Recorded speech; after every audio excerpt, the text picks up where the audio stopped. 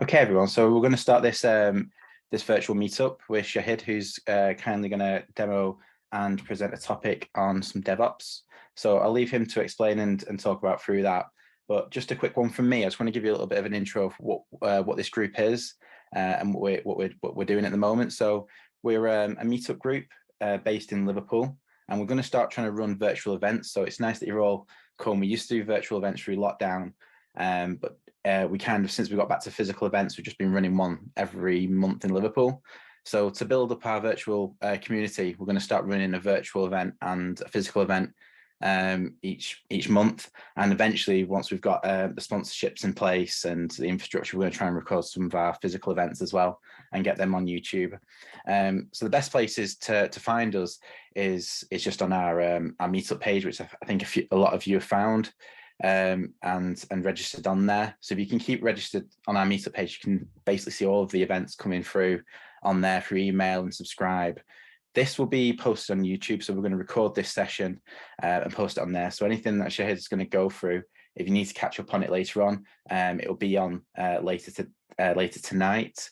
And we've also got a Twitter page which we've quite active on, and we've got a lot of projects on GitHub as well, which we're trying to do open source as a community as well. So do check them out.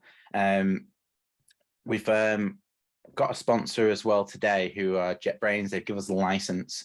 So if anyone's interested in one of these licenses, we've got one free to give away for you today. Just drop me a private message in the chat. Give me your email address and name, and we'll do a raffle at the end. And I'll let you know through email if you've won. But that's a free license. It's usually quite expensive, and you can get things like if you're doing .NET development and you've got Visual Studio, you can get like JetBrains, get a JetBrains license for there, for ReSharper. So there's loads of stuff you can use, and it's free. So yeah, just private message me if you're interested in that.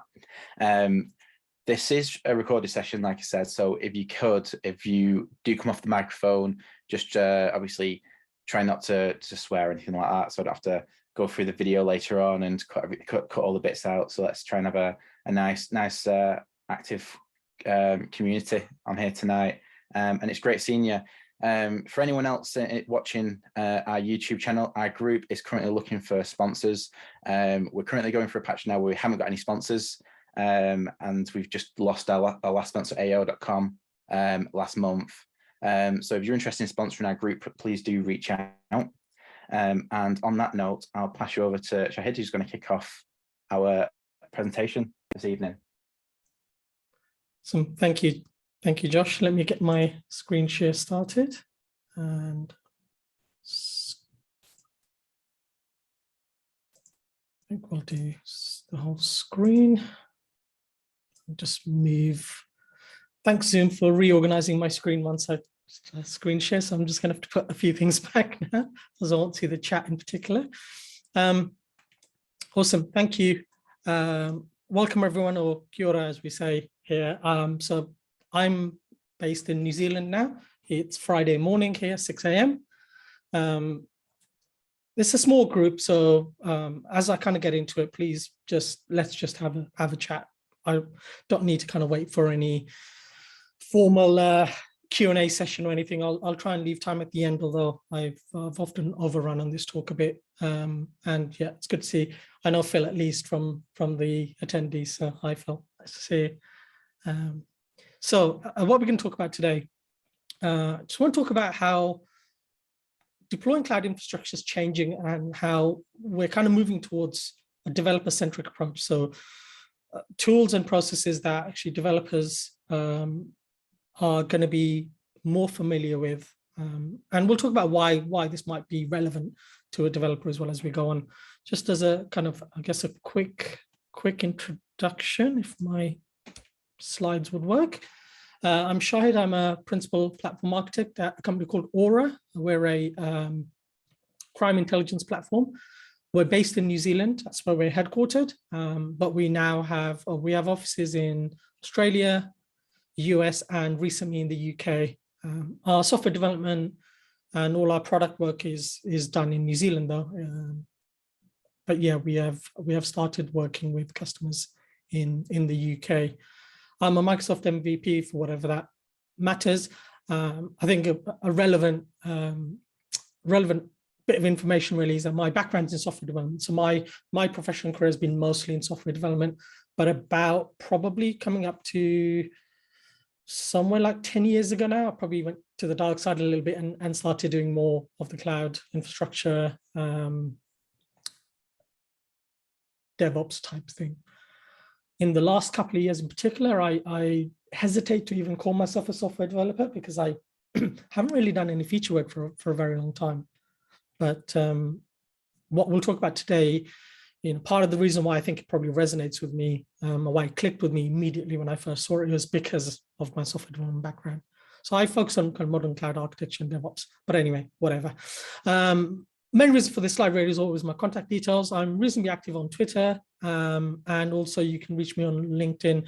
Both places have my DMs are open. If you're interested in moving to New Zealand for some reason, I mean, I don't know why. The UK is such a lovely place with lovely beaches and clean water. Not going to get too political. If you're interested in moving to New Zealand, there are lots of tech jobs out here. Now, in terms of, it's not the same as, they don't pay the same as say London rates, but you get to live in New Zealand. So I can't give you, officially can't give you kind of immigration advice, but I can certainly give you my experiences and help you if you're interested in moving to somewhere where people care. So onwards, what we're going to talk about. So I'm going to kind of cover how the options we have at the moment really for provisioning cloud infrastructure. And we'll talk about some of the problems with those. Then we'll talk about this tool called Plumi, which I've been using now for a number of years. And I think it's just kind of game changer, really. So when we think about provisioning architecture, and I guess let me set the scene since this is a predominantly developer kind of audience. There aren't many organizations where developers have zero contact with the infrastructure, like have a platform where they don't even care or understand how their code runs. It's extremely unlikely. There have been platforms that have promised such a thing in the past. None of them have ever lived up to it. The abstractions that teams try and create above their infrastructure doesn't, is always leaky. There's always something that gets exposed, and even the likes of Kubernetes has demonstrated that. So there's inevitably there's a point in time when a software developer needs to have some interaction with their infrastructure, and my personal belief is in teams is that it should be part of what that team looks after in a broader sense. So that you manage it, you build it, you run it, kind of thing. It falls into that a little bit as well. So when we think about the first place we usually go to when we're creating cloud infrastructure is the cloud providers portals. I know there's lots of other kind of services out there. We'll generally be referring to the three main cloud providers, and more specifically Azure as we go on. Why are these portals good? Well, they have a number of real benefits, which is they give you the ability to discover things. That's one of the key features of having a portal. You don't know what's available. You go to a portal, kind of gives you that availability. If you want to provision a resource, it gives you the ability to essentially walk you through the process. It gives you the options, the drop-down menus, gives you some validation, and that's all really helpful when you want to create resources. But obviously, there's some drawbacks of this approach, and it's very difficult to repeat this consistently. We still do this. I still use a portal regularly. We were doing this yesterday, actually, and we're creating a number of resources and named it one way the first time, and then named it a different way the second time, literally 30 seconds apart. The brain went, oh, yeah, both are valid. And then you look at it and go, why have I named it? It's just stupid. So it's really hard to be consistent. Sometimes the options you want are buried in submenus, right? So you're clicking through to get to something, and you know where it is, but you just have to go through these kind of 4 layers of menus just to get to that option. It can be really annoying once you're doing this on a regular basis. Kind of fairly obvious. If you're trying to create lots of resources, you're very time limited. It's just you and the mouse, that you can't really automate that. Maybe you get 2 mice and be super quick, but yeah. And then generally speaking, you have to resolve the dependencies of your services. So if you're creating just say you're creating a web app and you need a database connection, you need to know that, well, I need to go and create the database first. And then before you create a database, you generally need to create a database server. So you have to figure out that order of things. And again, it's for you human, it's not super difficult, but it is something that you have to bear in mind. And because of these kind of challenges with portals, the concept of infrastructure as code came about. And I won't read the definition here, but essentially what it says is, machine readable definition files. Now, when I heard about infrastructure as code, my brain saw the word code and assumed it was code as C#, .NET, Node.js, whatever, but it's not. When we start looking at these, we look at the three main cloud providers, they all have their own kind of tool for this, if you like, the native tool. So Azure Resource Manager, AWS CloudFormation, and Google Deployment Manager. We're going to focus, as I said, on kind of Azure because it's a platform I know well, it's a platform I use, and we'll focus on .NET. But yeah, so we look at an ARM template. So this is a Azure Resource Manager template for creating a storage account, and it's quite verbose. Now I will zoom in on this a little bit as we go through it, but what I want you to kind of keep in mind as we do this is infrastructure as code and what the code means in this context. So let's zoom in a little bit on this. So the first bit we're seeing here is we're creating a parameter. So we're asking the person who's running this template to pick a value, and we're giving a default. And that's really helpful because it means a person doesn't have to know what exactly the syntax should be for picking a globally redundant storage account versus a locally redundant storage account. But the person who's creating this template has to maintain these values. So if a new storage account type comes along, they have to go and edit this template and add a new value in there. But this is all fine. This is all fairly standard. This looks like JSON, right? It's all good. And then we pick some values, and I'm going to whiz through some of this because I think you'll see the point fairly quickly. Now we're creating essentially a variable here, actually it's a parameter. But the first sign of trouble is this resource group. That's the first hint. This doesn't look like kind of standard JSON anymore. We've got like parentheses in there and dots. And then as we kind of carry on, this is now where we create a resource group, this is where we create a storage account. And we're now starting to use these things, but more and more of this weird syntax is starting to appear. So now we've got these square braces, variables, and then we're referencing some of those strings. This is not how it started out. This is not JSON, but this isn't a programming language I'm familiar with either. Once I got that template though, I can go and create a resource using the Azure CLI. And the nice thing is that template has everything in it. So it's self-describing. So I can just run it, and I can run it a number of times and I'll get the same result. So that's good. It's consistent now. So we've fixed some of that problem, and I can run it 10 times very quickly, and I'll get 10 sets of storage accounts. Excuse me 1 second. I was saying to Josh this morning, I haven't had my coffee because it was a bit early to get my coffee grinder going. So yeah, bear with me. So in terms of these cloud templating solutions, they can be automated, and that's great because that template file is everything. They're declarative. They tell us the state we want a system to be in. So they're not giving us kind of individual steps to get there, basically saying, look, I want a storage account, and it's up to the cloud provider to figure that out. And you can manage these resources, create multiple resources very easily. And then also, because we're referencing these values in these templates, generally speaking, the template system can figure out the dependency graph, and that's helpful. So some of the challenges, well, first and really obvious one is it's very verbose. I mean, that was one storage account, and it was basically a whole page.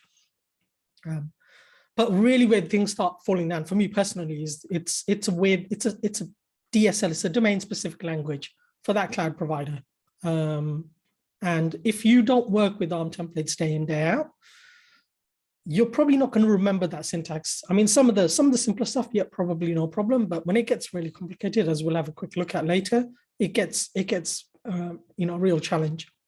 And some of this was born out when I was a consultant back in the UK, actually, and working with really small teams who were doing all of their software development and infrastructure in teams of, say, about 10 people. Excuse me. And I was creating these ARM templates for them, and I just said, I really feel bad leaving these templates with you because they're awful. They're awful. I work with ARM regularly, and I struggle to remember the syntax. And the last kind of issue, whether it's a big issue or not, is these templating engines are all kind of closed source. They belong to the cloud providers, so you don't really have any idea how they work behind the scenes. And I think as a result of some of those kind of challenges, other tools have come into the community, the ecosystem, and a very, very popular one is Terraform from a company called HashiCorp. So one of the key differences with Terraform versus any of the other kind of cloud provider specific tools is Terraform is multi-platform, multi-cloud. So you can use Terraform to provision not only resources in a particular cloud provider, but then other systems as well. Wow, excuse me. It's open source. It's written in Go. Go is the kind of systems programming language of choice back when this stuff became really popular. Probably everything we've written in Rust now.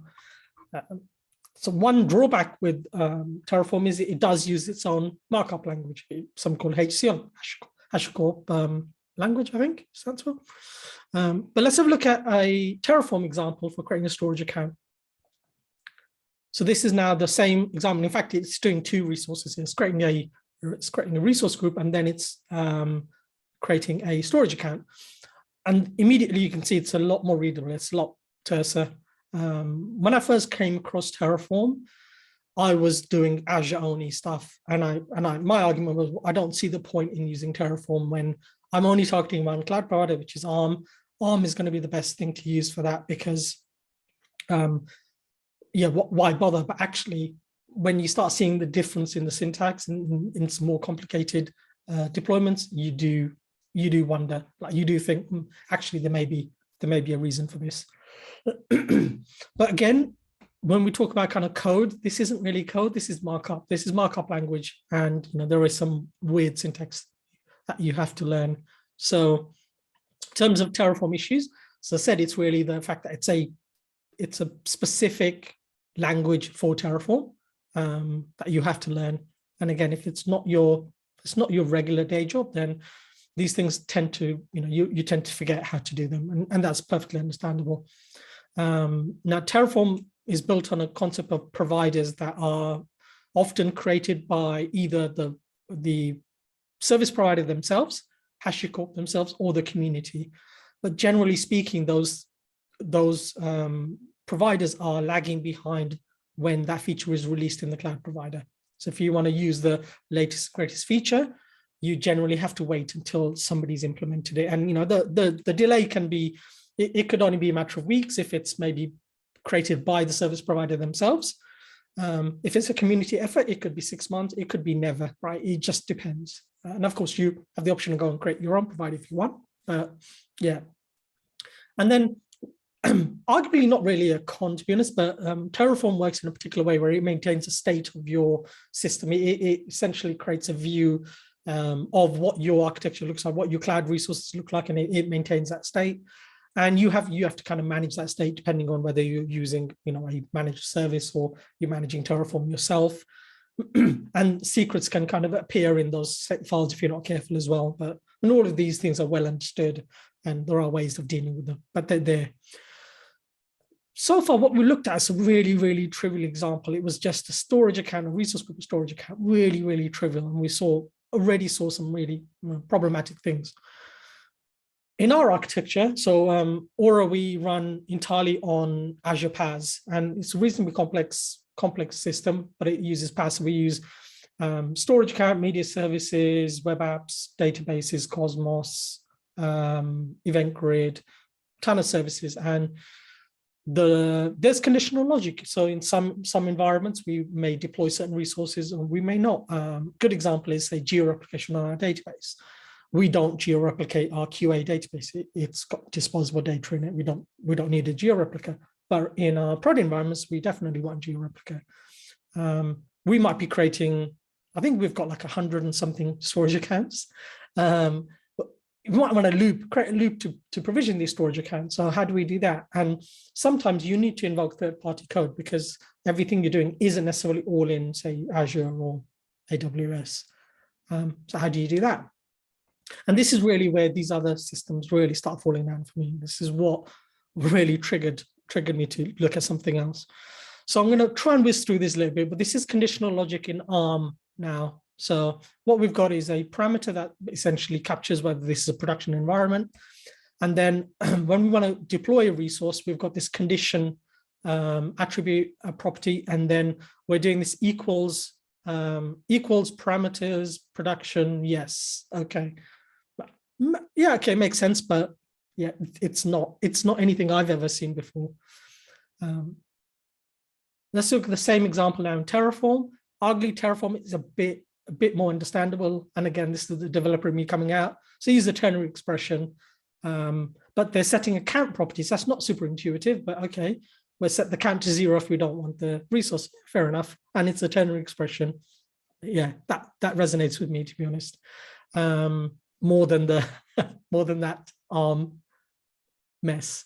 What about loops? And loops is probably the thing that tipped me off the edge, to be honest, the straw that broke the camel's back. So we've got an array up here, we've got 2 values in there, and then I want to use the name of the array in my resource name. And I mean, what on earth is that? Concatenating my app with the parameters for the purpose up here, and then this copy index function. And yeah, and then because I want multiple instances, I use a copy block here, and then I've got the length of that array as my thing. And it's just like, oh, wow. Yeah, like, you know, if you don't work with ARM and you come back to this code 6 months later, yeah, it's not. And again, this is really simple, right? This is just an array of strings. What if I wanted a dictionary? What if I wanted a complex object? You just can't do it. Just for kind of completeness, let's just compare quickly Terraform. And again, I think Terraform's a bit better here. So we've got an array, got the values in the array here, and then, or list as they call it, and then we're using the length of the array as the count, and then we're using an indexer. So again, that's a bit more intuitive, but yeah. When we talk about third-party code, well, this is usually where these tools, I mean, Terraform generally has providers, so hopefully you can use their provider for that service, but often you have to drop down into running some kind of script, you know, it could be PowerShell, it could be Bash or something else. The problem with those is really difficult to test those if they're part of a deployment script. It's very hard to test them in isolation. They often rely on tools being installed on the build machine or the machine that's running these things. And then it's another language to learn. And I don't want to sound like I'm kind of anti-learning other languages. I think polyglot's an awesome skill to have, but sometimes if it's a tool or a language you don't use very often, you won't always remember it. So you come back to this definition, and I kind of hinted at this already, but that word there, code, is not what we saw there is not code, in my opinion. It's markup language that's been bastardized to shoehorn some programming constructs into it. So this kind of terminology hasn't really stuck, but the Plumi folks kind of coined the term infrastructure software, and I guess that kind of really drives the point that we want to treat our infrastructure like we would treat our software, I guess, is where this comes from. And this is where this tool called Plumi comes in. So as I said, I work for Aura, I don't work for Plumi, but the second I saw Plumi versus the ARM templates, I was sold on it, honestly. And it's been a tool that I've advocated for ever since. So it's an open source tool. There's one component that isn't open source, but we'll talk about that a bit later. So the key value proposition for Plumi is it uses modern programming languages to provision your infrastructure. It supports many platforms, and it's declarative. And this is a point of contention, because when you look at the code, and let's say you look at the .NET code, you could easily interpret it as being imperative code. It's not as declarative, but then again, I don't know why some people get really hung up about it, but yeah. So Plumi supports a number of languages. So, or runtimes, I suppose, is probably slightly more accurate term looking at this, but yeah, so you got TypeScript and Node.js, Java's fairly recent addition, .NET Core, Python, Go, and then they've recently introduced this YAML provider, which is a bit of a weird one, because one of the platforms that Pulumi supports is Kubernetes, and one of the value propositions was, hey, you don't need to use YAML anymore. You can use .NET Code to manage your Kubernetes, and now you can use YAML, Pulumi YAML to manage your YAML. But now it has in some places where you're doing something really similar, like that storage account example, you could describe that all in a Pulumi YAML file, and it'll be like one file, 6 lines of code or something. So there is some benefit, but I'm not using that personally. So in terms of providers, this screenshot's a couple of months old now, so I don't know what the latest number is, but they've got this Plumi registry where you can go and find these providers that are support different platforms. So you can see target main cloud providers, Kubernetes, and a bunch of other ones. So a lot of the tools that you're probably familiar with using probably has a Plumi provider. If it doesn't, ask them for it, get them to create one. Might be worth just briefly mentioning at this point here that when you see this concept of an AWS classic provider, and then like there's an Azure native, there's also now an AWS native provider. So when Plumi first started, they were using Terraform's providers. So Terraform's open source, had done a lot of the work to integrate with cloud providers. So Plumi was doing is basically leveraging the Terraform providers to provision the resources.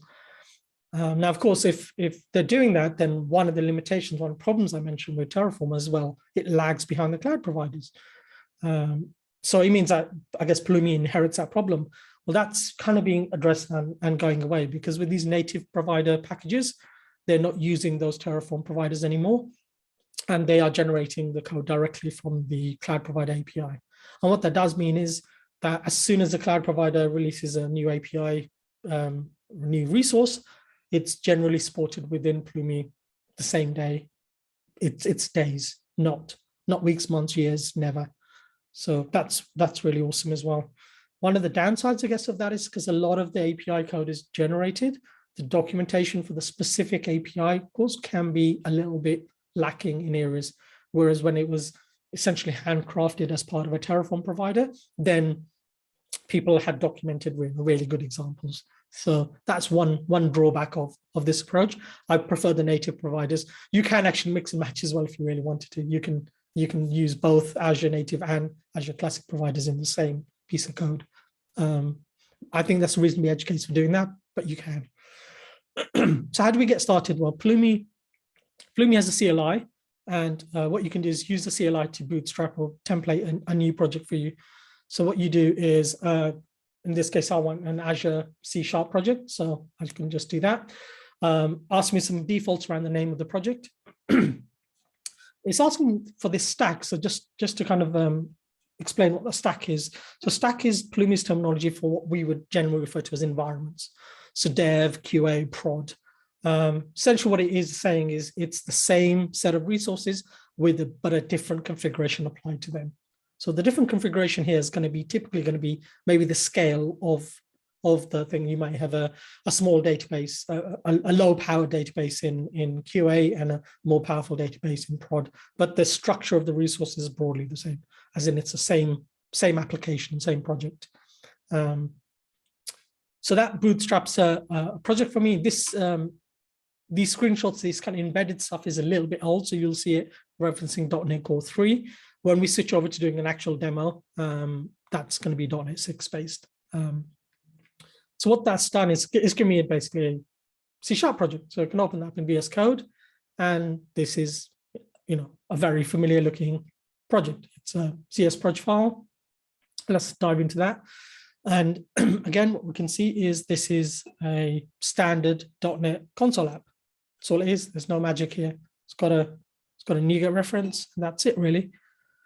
We dive into the code, and this is where the syntax starts coming into play. So this is changed how they do this slightly, but the core concepts are the same. So now what we're doing is we're creating a resource group. So I'm declaring a variable called resource group, and I'm creating a new resource group, and that's fine. It's all good. Now I need that resource group name, so I create a storage account and I reference the resource group, and I put variable in there. And because I'm using VS Code or Rider or Visual Studio, I get IntelliSense, I get compilation errors. If I type out resource group, it complains because it's code, it's C# code. Once I've got that, and we'll come back to this in a second, once I've got this, how do I actually create a storage account? So when you're doing this in kind of dev, all you essentially need to do is sign into your Azure CLI, and then the Plumi CLI will use your Azure signed in Azure credentials to operate on your behalf. So once I've got that, what I can do is run Plumi up, and what this will do is build that .NET code. And obviously this will make sure there's any compilation errors, and then it will give me a view of what it's going to do. It's going to tell me what it's going to create. So I can see here it's going to do, it's going to create a resource group and a storage account, and then I just hit yes, and that goes away and starts creating it. This is in real time, so this will be as long as it takes to create this. One thing worth saying while this is running, that cloud provider APIs can be very inconsistent in terms of timings. So just because it's really fast one time you run it, it could be slow another time. There's lots of stuff going on behind the scenes, and all of this is essentially asynchronous. What's happening here is actually Plumi is taking our C# code and it's building a dependency graph from that. And then it's essentially doing CRUD operations on the cloud provider API and waiting for those async operations to finish, and then capturing what that state is and what the views are. And Plumi maintains the state of your system in the same way that Terraform does as well. So there we are, it's finished. That took 33 seconds. And we'll come back to some of the other things we're seeing on the screen here, but I can get it to output the connection string for me if I need that in another step of my deployment process, for example. And we'll come back to what this link is in a second, but that's fine. That's creating a new resource. So what about if I want to change it? So what I do, I come back to my code, and now I want to add some tags. So tags are these key value pairs that you can add into resources in Azure. That just helps you kind of put some metadata around them. So now I've added these tags, and again, it kind of whizzed by there, but you get IntelliSense. When I drop down, I can see all the fields I have available for me. Cool. So now I've modified my resources. So what do I do now? So if I come back now to the terminal and I run Plumi up again, and what Plumi is going to do now is going to do that compilation step again, but it's now going to see the differences. It's going to compare what I've got at the moment versus what I've modified, and it will show me. So essentially they're saying I'm going to modify one thing, I'm going to update one thing, and I can dive into the details of that. So if I move down to details, it shows me specifically that here it's going to add in these tags. So that's really nice. I can get a really clear view of what it's doing, and then I can just go ahead and tell it to update that. And then that's just going to update the tags. So it's not going to touch the storage account again. It's not going to delete it.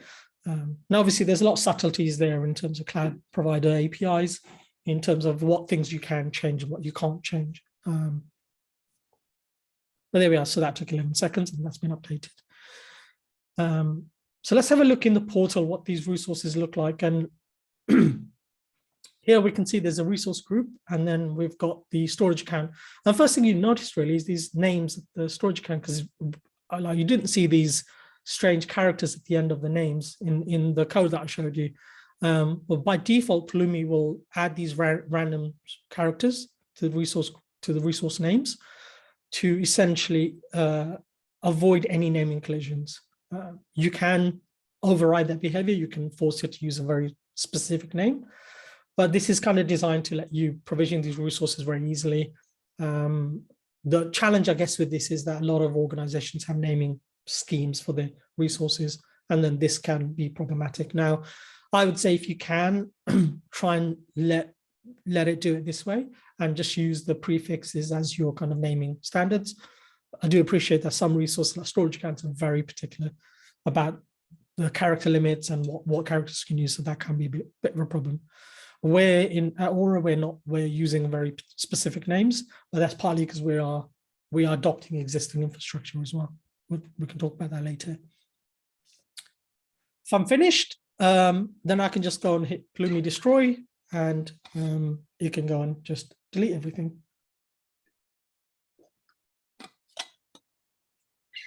So for everything you've seen has been kind of real time. This one, I think I did have to pause it a little bit, took a little bit longer. So what it's doing is going to delete the storage account, that's going to delete the resource group now. And that took 55 seconds. One of the pitfalls here, though, is if Plumi created the resource group, then it will, and you do Plumi destroy, it will delete the resource group. But if you've gone and put other things in the resource group in the portal, bye, they're gone as well, right? So just be mindful of that. Try not to like if you're using existing resource groups, you can get Plumi to kind of essentially import it rather than reference it rather than actually take ownership of it. So you just have to be a bit careful. Reality is, if you're using these kinds of tools, you shouldn't be doing any manual stuff. That's really the key bit. Cool. So I mentioned that Plumi was open source and it's basically free. And there's one component that isn't open source, that's the Plumi Console. So you saw that every time I ran a Plumi command, it gave me this URL to this app .plumi.com. So it's Plumi Console, and this is the paid for feature. This is how Plumi make the money, if you like. And what it does is it gives me a number of things. It shows me the configuration of my project and the stacks. And this is really the killer bit for me, the bit I really love. So I have this timeline of my infrastructure. I have all of the steps that's been taken on my infrastructure. I can see what was created. And I can see that it doesn't really show it on here, but there's also a link to the GitHub hash. So if you're using GitHub with it, you can actually see the GitHub hash that relates to that environment and that change.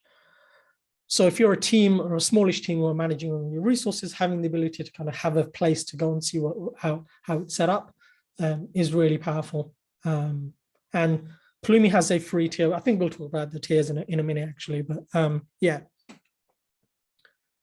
cool.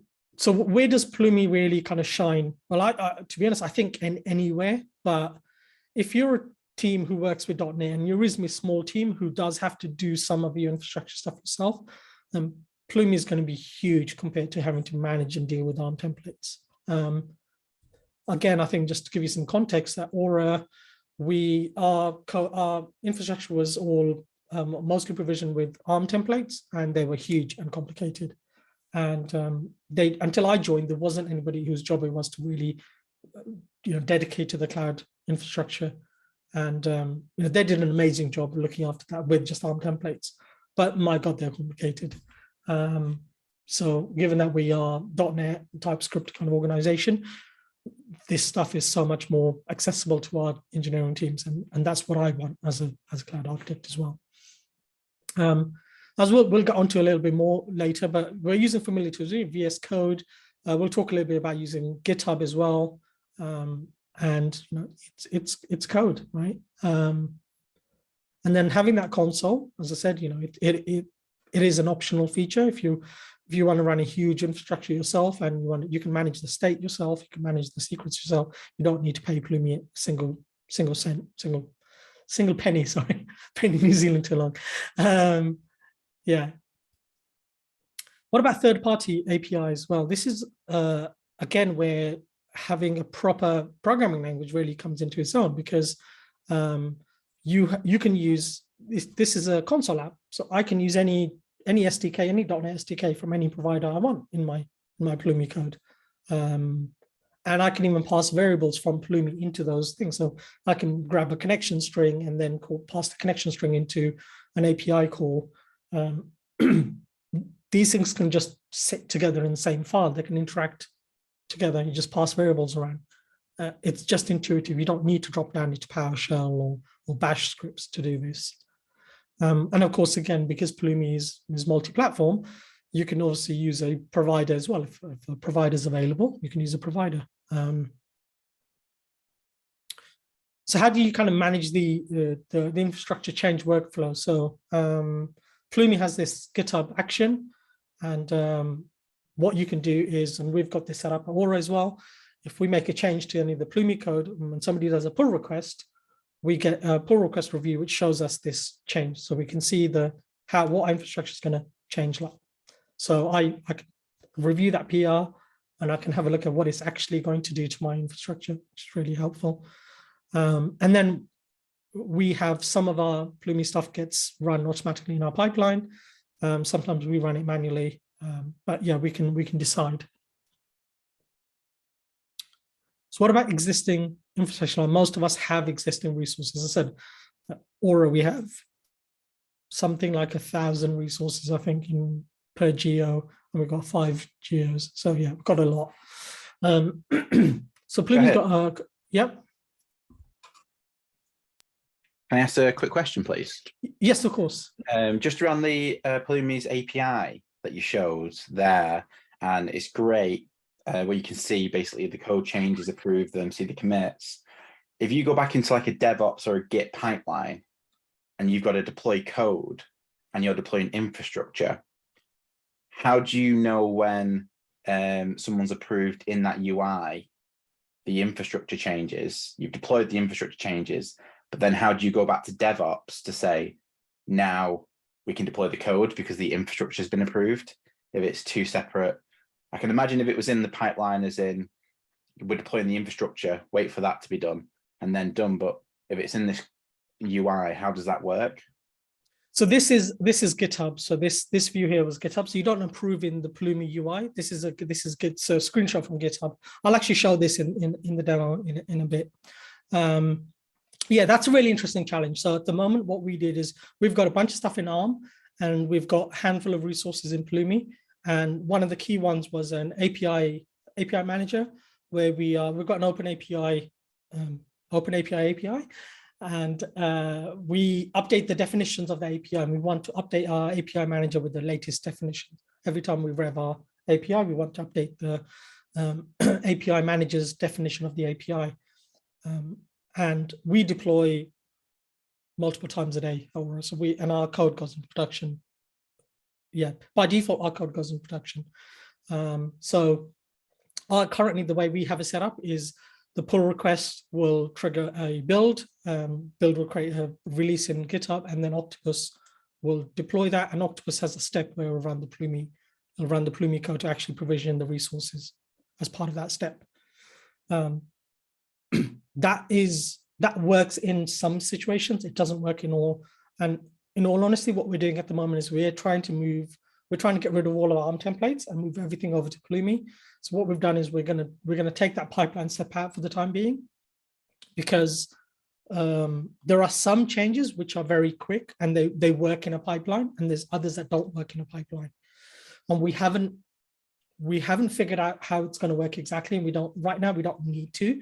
Our really key priority at the moment is to get rid of the ARM templates, but we're going to burn them with fire. Just want to get rid of them. So we're focusing on moving us up to Plumi, and then we'll figure this out. So one of the things we can do in Plumi, and I don't really talk about it in this talk much, but you can create abstractions on top of the resources. So you can combine several resources together to create a component, essentially. And then that component is an abstraction over the underlying Azure resources. So you might have a web app, an app service plan, a app insights resource, and you might have a thing in your company that every time you deploy a web app, you need those 3 things should all be there, should be configured in a particular way. You can create a resource called an app that you create, and the app is actually made up of these underlying resources, and then you can control that. When you do that, you might be able to expose certain things to the engineering teams that they would need to modify, and then others they won't need to touch. So we're still figuring out how we segregate responsibilities. Our key thing is we want the engineers to take responsibility for their infrastructure. We also want it to be safe and non-destructive. So yeah, it's not all unicorns and rainbows. There are things that work well, and there's things that don't work well. But yeah, at the moment, our pipeline is such that we run a Plumi up in our pipeline to modify anything when somebody's modified the Plumi code. But that's not gonna quite scale once we move all of our resources over. So we're gonna figure it out basically. Yeah, but this is GitHub. This is a GitHub bot that's reviewing the PR. But this is still super helpful because even if we're not running any automation on the actual, once you've merged the change, even if it's not automatically kicking off pipeline and doing the changes, just being able to see the resource changes as per the PR is really helpful, because you're looking at, is it going to delete anything that it shouldn't be deleting, or yeah, and that's really, really helpful.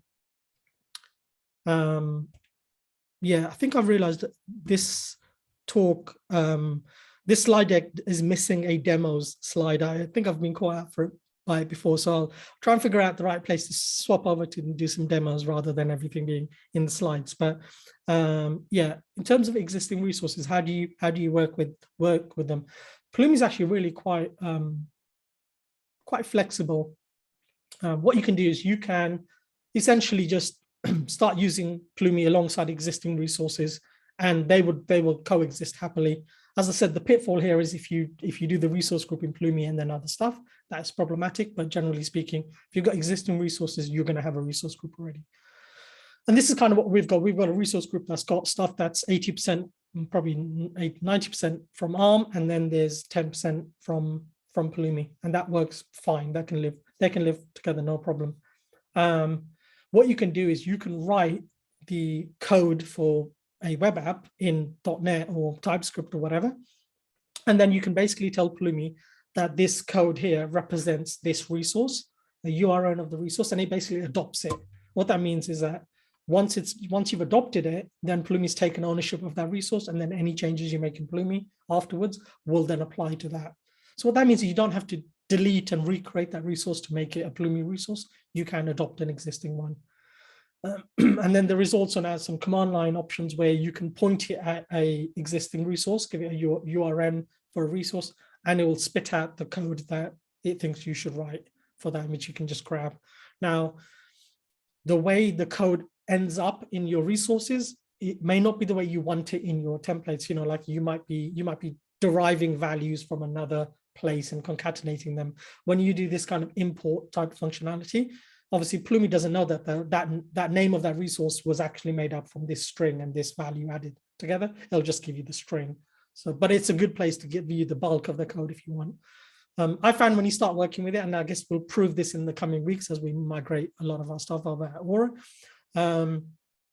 Yeah, it'll be that I think once you get into the flow, you can actually churn out the code quite quickly because it's all reasonably intuitive. Yeah, I think I touched on this. Yeah, so you can use a Plumi import command, and it will just kind of spit out the code for you. And then they've also got this ARM to Plumi, and they've got for the other providers as well now, I think. But yeah, you can take an ARM template, drop it in, and it basically gives you the code, and you can click through whether you want C# code or whether you want TypeScript code or whatever. I'm not going to really touch on this, but this is also quite a powerful feature that may be really relevant in some organizations, not so much for us at the moment at Aura, but Plumi is an automation API. So what we've seen so far at the moment is we were running a Plumi CLI command to create things. So the automation API is, as the name suggests, is an API that you can use in your own code. So the kind of canonical example is you can create your own developer portal for provisioning resources so that you can expose this portal that you write the code for, and it essentially calls the Plumi API and then will provision the resources. So this can be really handy for teams who've maybe got some really components or either similar architectures that they want to kind of stamp out lots of instances of, and they want their team to manage those. That's what that's kind of designed for. Now, I think you kind of have to be careful, as always, that you're not just trying to rebuild the portal and rebuild the Azure portal yourself. So let's have a, I'll tell you what, let's have a quick look at a couple of demos, I think, before we go on. I've lost track of time. I'm probably way over time, but I'll try and whiz through it. So what we can do is let's have a look at some, a slightly more complicated example of some Plumi code. So this is now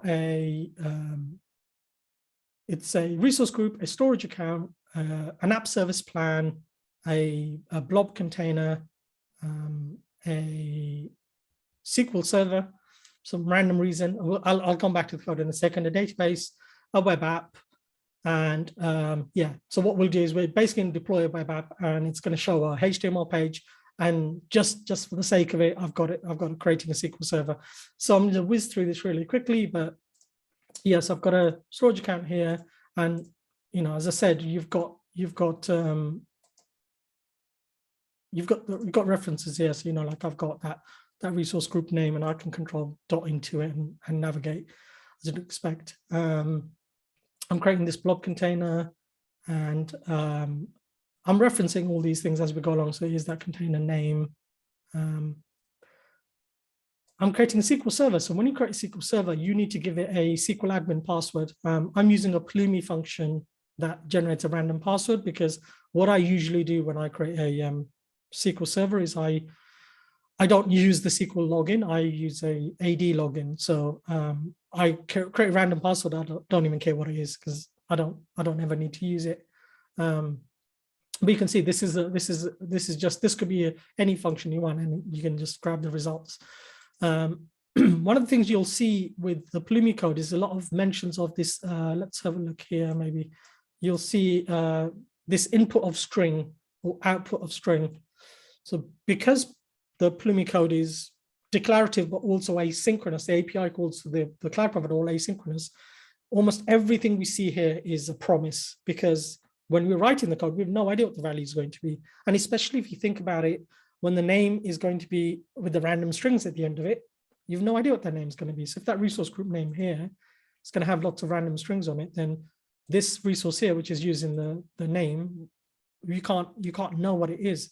So you'll see this input of string, output of string a lot, and that's what that's doing. It's basically resolving that promise for you. When the information becomes available, that value gets placed there. That generally works fine. Occasionally you run into challenges where you need to take the value from that promise and then interleave it with another string, if you like. And there's a good example here where I need the app insights key. So one of these resources is an app insights resource here, creating an app insights resource. And I need the app insights key in my web app. So what I can do is there's this apply function. So I take that app insights key and then I do an apply, and I can then do a string interpolation to set that value.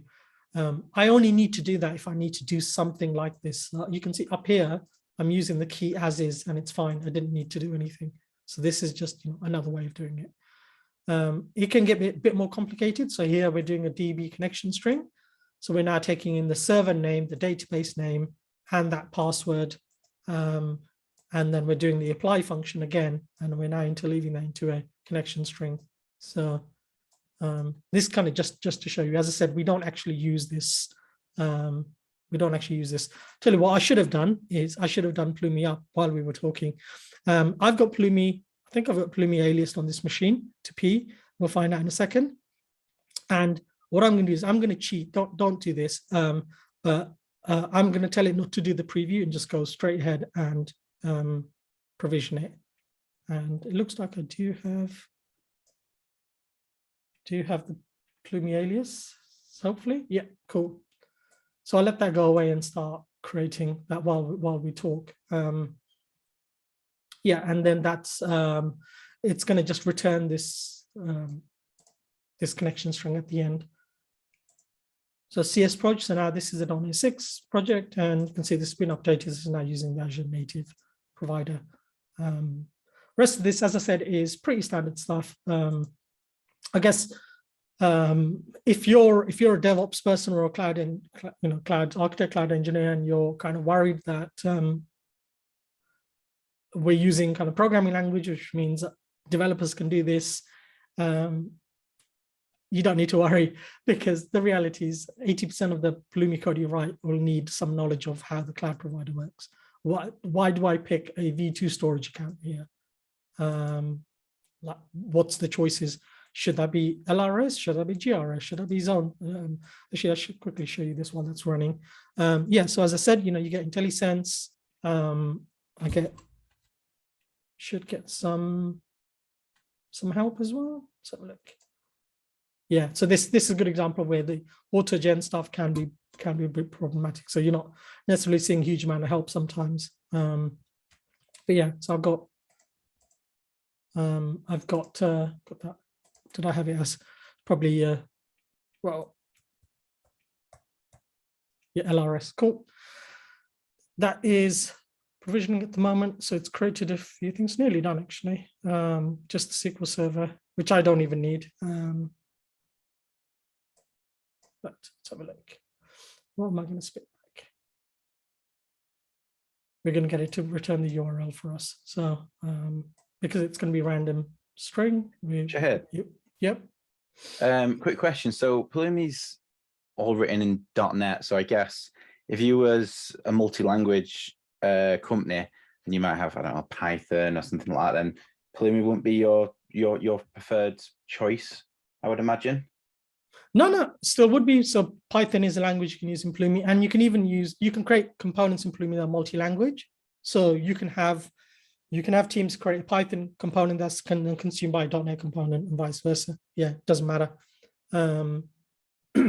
While that's running, let's just dive across to here. I can show you some pull requests. I'm conscious of time, so I can probably show you like a closed pull request where we added a kind of like a storage account and just show you that preview functionality. So here's the thing. So I made a change here. I think I added a new storage account in the code. And then when I did the preview, the Plumi bot basically showed me the diff. So it's going to create a new storage account. There is, with a lot of cloud providers, you can get a bit of noise sometimes when there are variables or properties that are not mandatory and then get set by the cloud provider. Then they can be picked up by the tools and then it shows it as a diff sometimes. So occasionally you can run into that. So, but yeah, so this is really helpful for showing what change is going to happen in my code when I merge it. I think I have got these actions set up. I can quickly show you the actions. Well, I think I paused that one. Yeah, so the preview action is here, and then the Plumi up action runs on merge. So on push to main, it would basically run Plumi up. So it's pretty simple, really. But the complexity in this is around, well, do you really want to run the Plumi up command on a merge? Like that's probably the questions you need to ask yourself. And my job is going to be to create the right environment for our teams to be able to do that and abstract anything that's a bit more complicated away from them, or anything that's more risky, if you like. Cool, so that's finished. And I have the URL, so I should be able to click on that and open. I know Terraform has a Terraform validate. So when I've done merge requests, I usually use Terraform usage to do a Terraform validate, just to make sure if everything's syntax is correct. Do you have like a similar sort of thing in Plumi? It's the .NET compilation, right? Because it's .NET code. So if it compiles, then it should be valid. So having said that, they are at the mercy of the cloud provider, and Terraform would have exactly the same problem, which is the cloud provider's API descriptions of mandatory fields or errors it can throw are maybe not comprehensive enough, so that when it does a preview or does a plan, everything looks good, and then you go and try and run it, and then it complains about something. And that's unfortunately a problem with the provider, with the implementer of the service. But you can see that created a web app, and it's just an Azure website. Now I will run this because I've got a demo that nearly always has a risk of failing, and I always like doing it because I've had a good run so far. So I'm going to change over to another branch here. I've taken away some of the resources just to simplify a little bit. But what I've done is I didn't like the Azure websites DNS. I want my custom domain. So what I'm doing now is I'm using Cloudflare, and I'm using Cloudflare provider. So if I jump into CS Project now, I've got Plumi's Cloudflare provider as well. And in my code, if you've ever tried to use a custom domain with Azure websites, what you need to do is put your DNS record in.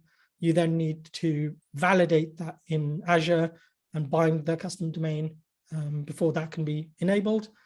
And obviously, when we talk about that process, we are relying on DNS propagation. So This is why I always say this demo may fail, and if it does fail, it was DNS. So at least I have that excuse to hand. So, but it hasn't failed so far. Okay, so what I'll do is I'm going to quickly run. Let's run Plumi. So yeah, just to quickly show you, I guess. So we've got a URL. I think I've got a prefix up here. So I'm just going to change that to somebody say a number, just to show there's no smoke and mirrors there. Should we say, I don't know, I'll do 54.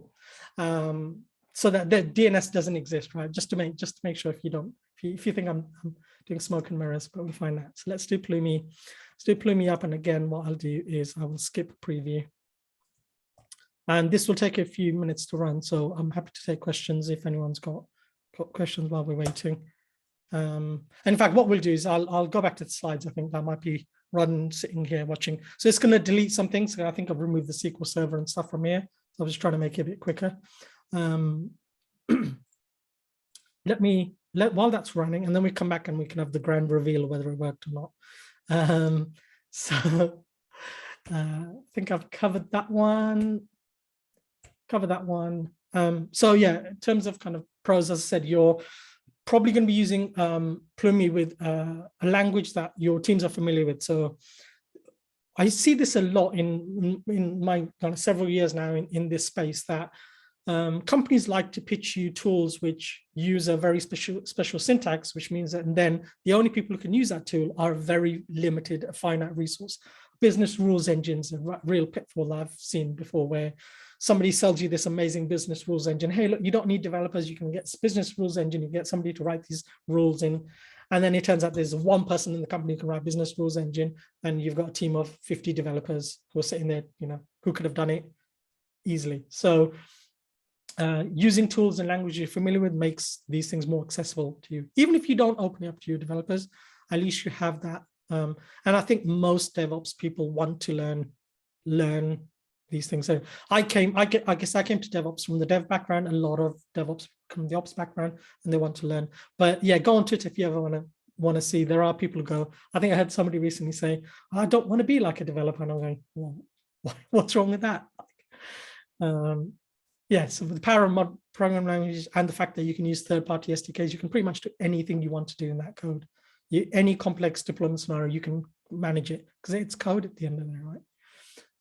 I think it's really easy to get started. You get the SLI, get the CLI, you get a free tier on Plumi as well, and you just get started. And as I said, it's free to use. You can manage all of the state yourself. You don't need to use any of the Plumi's dependencies, and it's open source as well. If you did want to use the Plumi Console, then well, you can get started for free, and this is what we did for a fair chunk of time, because you can basically have, it's a single account, and it's probably strictly within the terms and conditions, but yeah, you can create a shared account and get started and figure it out. We've now moved to a team account.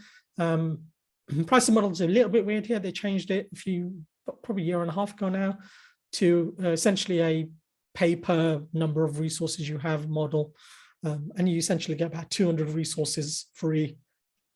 Based on the credits, about 200 resources free a month, and then you pay for the number of resources. So it's fine, I think. Maybe it forces you to be a bit more kind of terse with your infrastructure, but in all reality, it's a minimal cost compared to our Azure spend, for example. So what are the issues with Plumi? It does support fewer platforms than Terraform does.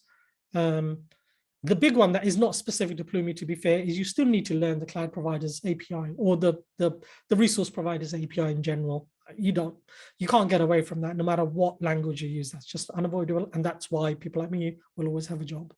And as I kind of touched on this before, but some errors are not super apparent until you try and actually run the resource. And that's largely down to the provider, to be honest. And that can be frustrating, to be honest. It's also possible because Plumi is running this code asynchronously, and then it's waiting for those resources to be created and then updating its state, if you like. If you cancel it halfway, it goes and tells Azure to create a SQL Server, and then you go, I don't need that. I hit Control C and break out of it. Azure's going to continue creating its storage account, SQL Server. Plumi doesn't really know what state it's in. So you can get it confused. It's actually reasonably easy to fix. And it's a good way. I've kind of done it. I don't want to say deliberately, but I've shown engineers that I've been pairing up with doing some of this stuff, how to fix this, because actually it can happen and it's reasonably straightforward. You can take the Plumi state and modify it. You can also get Plumi to do a refresh. Again, very similar concepts to Terraform. So if you're familiar with Terraform, then I think Plumi's transition to Plumi is very easy, but I can also appreciate that in an organization, maybe that value proposition is a bit more difficult than, say, with ARM. What about SDKs? So a lot of cloud providers have SDKs. These SDKs generally are just abstracting in a REST call. They're often just empirical calls. They're just a REST call, using the REST verbs. They're not always idempotent either. So you could run them several times and you'll get several resources. The key difference really with tools like Terraform, Plumi, etc., versus these SDKs is it's very hard to reason about the state of your system. So when you make that REST call, the REST call is made and then your state's changed. You've no way of really knowing how you're going to change the state the next time you make another call. So these tools that capture the state, what they're doing is giving you the ability to compare what's in production versus what it thinks is in production. And that's valuable from a drift detection point of view and stuff like that as well. More recently, this concept of transpilers has come about. So these are tools that take general purpose programming languages and often convert them to templates behind the scenes. So AWS has their CDK and it generates CloudFormation templates. Farm is an open source project that generates ARM templates from F# code. It's been around a while. I think F# is a very, is a powerful language for this kind of stuff because it makes extremely terse. And then Terraform have their CDK, which I think recently GA'd, which generates TF files behind the scenes. So it still has some of the drawbacks that Terraform has around the provider model and things like that. I think the Terraform CDK is probably the validation that if you were ever thinking about what is Plumi the right way to do it, the fact that all of these other CDKs are coming about, I think is validation on that. If you're in the Azure world, you've probably been, you could not have heard about Bicep because Bicep's been pushed so heavily at the moment. So Bicep is basically Microsoft's kind of DSL that simplifies ARM templates significantly. Reality is it looks a lot like Terraform, but it still has a lot of the limitations in that it's Azure specific at the moment. At least can only provision Azure resources. So if I want to do Cloudflare, I can't do that directly. So let's go back and see if our resource has, so it didn't throw an error. I have a custom URL and let's click on that.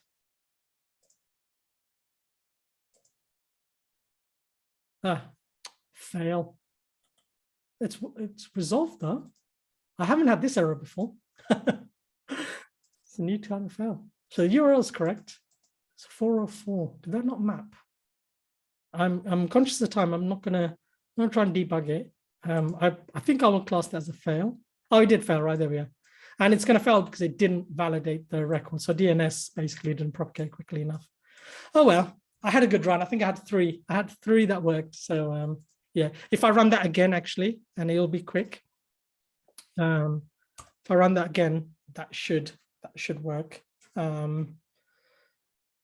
Yeah, this, I don't think Azure exposes an API that I can use to say, check if the DNS is bound or not before it applies the custom resource. So yeah. We'll come back to the slides briefly and just finish off, I think. So the way I see this is really in terms of the kind of evolution, if you like, is that you start off with the portals and then you move to the cloud templating, and that's a significant evolution. And then debatable, but I think Terraform is an evolutionary step beyond that. But Plumi is like, I think, just a significant change. If you kind of want to learn more, Plumi has a ton of examples of lots of providers, lots of languages on their GitHub repo. Their Slack is very active and they're very good at that. And then I got my blog there, but I haven't blogged in like 2 years, I think, so you can ignore that one. And then, yes, we are hiring. We are hiring in the UK, but unfortunately, it's not engineering roles. So, but yeah, if you want to come to New Zealand, Aura is an amazing place to work. And yeah, so we get Friday afternoons off. So, in fact, I got up at 5:30 this morning is not the end of the world because I only have a half day to work today. So, take any questions, and let's go back to here. And did I forget to run it? Did I run? No, it ran. Let's try again.